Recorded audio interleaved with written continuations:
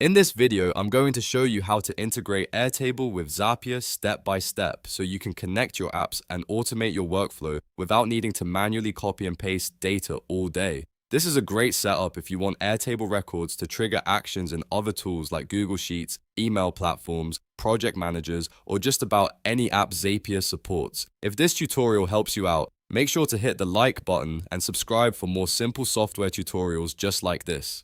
Alright, let's jump in. First, go to Zapier in your browser and sign in to your account. Once you're on the Zapier dashboard, look for the Create button and click it. This is where you start building a new automation. From the options that appear, choose Zap Workflows. That will take you into the Zap editor, where you can build your integration from start to finish. Now, you'll need to set up your trigger, which is the event that starts the automation.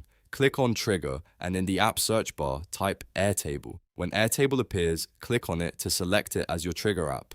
Next, choose a trigger event. You can select any event that fits your use case, depending on what you want Airtable to detect, such as new records or updated records.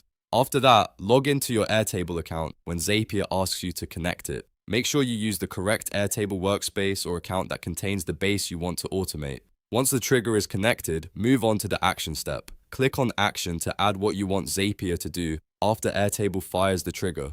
In the app search bar, search for the tool you want to connect with Airtable. For example, you might choose Google Sheets if you want to send Airtable data into a spreadsheet. Select the app, then choose an action event that matches your workflow. Again, you can pick any event that makes sense for your setup, depending on whether you want to create a row, update data, send information, or perform another task. After selecting the action, log into that account as well. This is the second connection in your automation, and it allows Zapier to send the data where it needs to go. Once both apps are connected, click Build It at the top to continue configuring the workflow. Zapier will now guide you through the remaining setup so you can map fields and make sure the right Airtable data goes to the right place. Before publishing, always run a test. Click Test Run to make sure everything is working properly. This step is important because it lets you verify that Airtable is connected correctly and that your action app is receiving the right information. If something doesn't look right, you can go back and adjust the setup before going live. When the test passes, you're ready for the final step.